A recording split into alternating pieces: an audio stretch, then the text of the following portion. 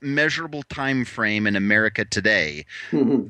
the almost immeasurable difference between a government program and some way to game that system. I mean And that literally is the shortest measurable length of time in North and America and that, today. well, not North America. That has existed since the beginning of human beings. Because whenever someone tries to impose something on someone else, sooner or later, the other someone figures out how to get around it. Okay, you listen, you guys. We got 15 minutes left. I can't believe it. And there's this post that Hausen put up on IJ Review a couple of days ago. We've been trying to get to it because, but as you all know, we oft not. We very rarely get to everything we want to talk about. But this killed it on IJR. Michael, this is your after mass prison break. Cop comes across two items that explain why it happened: whiskey and lingerie. I'm sorry, dude, but that title caught my attention. Oh my gosh, can you even believe this story? Um, it's so funny. It was on, I think it was on, it was either, I think it was on Sunday night that Juan sent this to me. And he goes, "Hey, dude, what do you think about this story?" And my first thought is, okay, this is dumb. Who in the world is going to care about this thing, right? Yeah. And then I looked at it for a second time and I realized, okay, this is amazing. Here's what happened, folks. Now, this is down in Brazil, okay? At about 3 o'clock in the morning, there was a small little prison. The details of the type of prison that it is, I don't really know. I don't know if it was just like a local lockup or, long term. I have no idea about the prison. But at about 3 o'clock in the morning, three women wander in to this prison wearing leather lingerie. They get the three guards, the three policemen at the door to agree to go into a back room and party with them. May I just interject something quickly here? And it's very short. Pe- Please do. people have to go to ijreview.com and look at this because um, the pictures of the air quotes lingerie, um, I would I would quibble with the word lingerie. To me, this looks like what do you call it? S&M gear or whatever. But this is, you guys got to go look at Hey, this. some person's black shiny leather outfit is another person's lingerie, Mike. Okay. Jeez. Point well taken. Please continue. Yeah, okay. So then what happened is the officers started drinking the whiskey that the girls bought, and immediately all three of them were rendered unconscious. And the women unlocked the prison, bars from the inside there, and 28 prisoners escaped, one of whom was a boyfriend of one of the chicks. No kidding. And then later, and the reason why the world knows about it is they don't know who it was, but one of the cops that discovered this put it on, tweeted it out anonymously, either on Imgur or Reddit, and it just kind of spread around the globe. And you can see the cops being discovered. They were unconscious. The lingerie was discovered a short time later. Although within 24 hours, 8 of the escapees were convicted, or excuse me, were recaptured. One of them after they'd stolen a car and crashed it. So one of the pro tips is after your girlfriend breaks you out of jail with a roofie in whiskey, don't immediately turn around and break the law and risk getting recaptured, you There we go. idiot. And again, at the risk of over pimping this post, you guys, I mean, Michael has various images here, including everything we talked about. One of them even's got the blocked out thing because obviously the dude is naked below the waist. That's what I Man, was seeing. this I is saw it. priceless. Oh This my is gosh. Yeah, Now, that's I special. gotta say that just thinking about, the first thing that came to my mind looking at this story is, could this happen here? I'm not sure that, I mean, obviously, um, the front office guys at any prison here could be susceptible to the siren call of black leather lingerie clad women proffering sex and whiskey. But usually there's more than just the three guys at the front desk. So there may be a little bit of a lesson to learn the Brazilian, detention authorities about how to keep this kind of thing happening in the future. I think you're probably right. But my wife and I, as luck would have it, we're driving back from the condo Sunday, and for some reason we got onto like classic comedy TV comedy shows of the '60s, and the Andy Griffith Show. I'm thinking Barney might have fallen for this. Barney Fife? Yeah.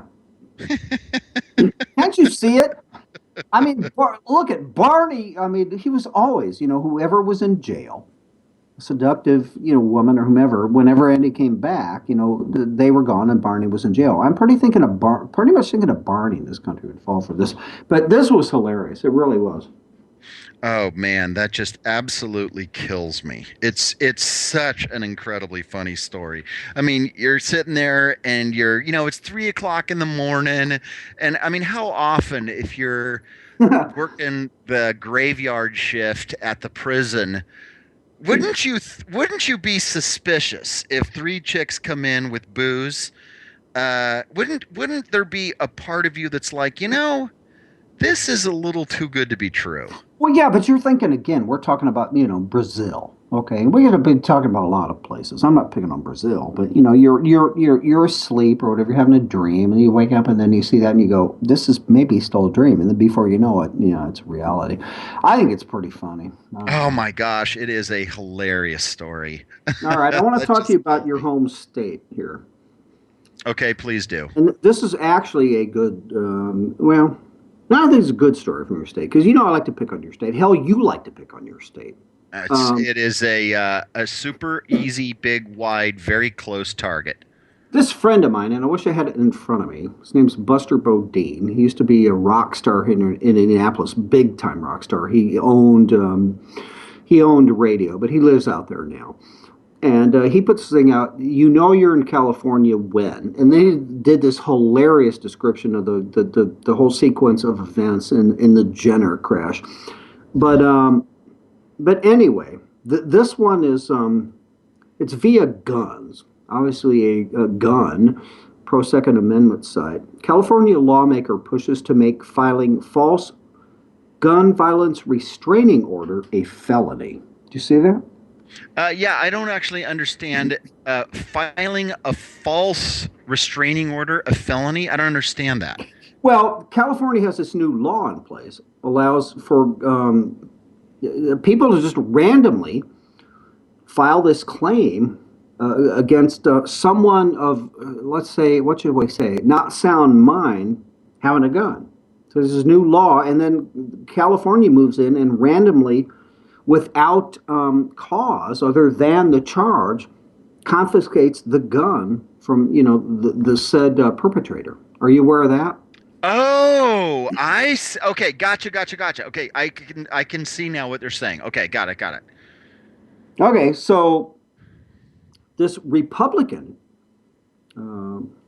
what's his name? Assemblyman. It's a she. It's a she, Melissa Melendez. Yeah, Lake Elsinore. Where is that, by the way? Where is that? Lake Elsinore is immediately east of San Juan Capistrano. So it's about San Juan Capistrano is about 10 miles south of me. Lake Elsinore, San Juan Capistrano is, where the swallows come back to San Capistrano on my birthday, yeah. March 19th every year. Is that your birthday? Yeah, the swallows return to San Juan Capistrano on my birthday, March 19th. Does that still happen, by the way? I have heard that has kind of petered out. Well, the swallows basically live there full time. So, I mean, that's an old thing, but yeah. So they kind of perpetrate that thing? Yeah, exactly. Okay, so anyway, on to the immediate east of San Juan Capistrano is a big valley, and then the Cuyamaca Mountains. On the opposite side of the Cuyamaca Mountains in Riverside County is Lake. What? Cuyamaca. Okay, cool. is Lake Elsinore. So it's probably it's a weird drive to get to, but it's probably Lake Elsinore is probably 40 minutes, a little bit south and mostly east of me. Anyway, move Okay. on.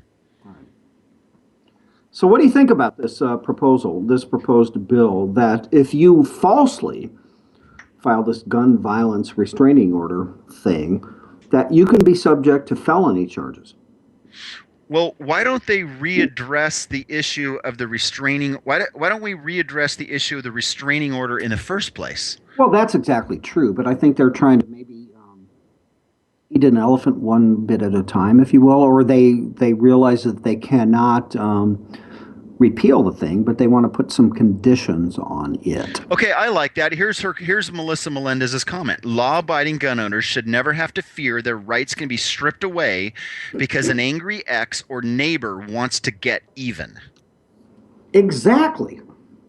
Yeah, well, I love that. And you have all well, let's don't go there. But no, it's true because you know it's happened, right?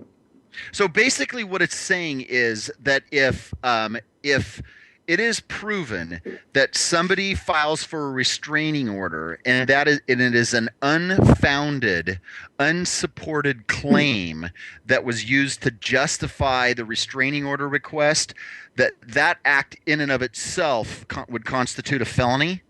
Right. So let's go back to our acid test. And we've used this a bunch. We just used it as it relates to the Democrats with the EBT card thing in Colorado. Why, logically, would someone oppose this California legislator's bill? Why would somebody exactly? There is no logical reason. And it should not have anything to do with politics. No, not at all. I think it's right. Hey, you know what? If you're wasting, it is the restraining order equivalent of loser pays. And see, you know what? And Dan just sent it. Just tweeted me about this, saying that sort of what? No, go ahead. I'll say something after. Oh, okay. Dan just said, and obviously with his law enforcement background, that filing a restraining order should come with a burden of proof. Absolutely. Bingo. And I was just about to say that. And what I almost butted in with, by the way, was Fitzgerald, I heard you, but you know me in Twitter. He said, dude, if you log on to Twitter, then I'll send you the same stuff that I'm sending Housem. Not going to happen, okay? Mm-hmm. But exactly. It's just, oh, God. Yeah. You know what, Mike? You should have on one of your pages have the Right Mike's Twitter link open, and you can see these things as they come in. I should. No, I should. Okay. Fitzgerald, I'm committing to you and Housem. I will do this within the next 3 months. Okay, that's perfect. No, because I do want to hear what he says on a regular basis, and he's right, so I don't know. Right. We got 2 minutes, man. Are you kidding me? Mm-hmm. Jessica has a story for us off air, so that will be added to our pay-per-view site. I have a quick one I can say. I was friends with this girl who her boyfriend ended up beating her and all this stuff.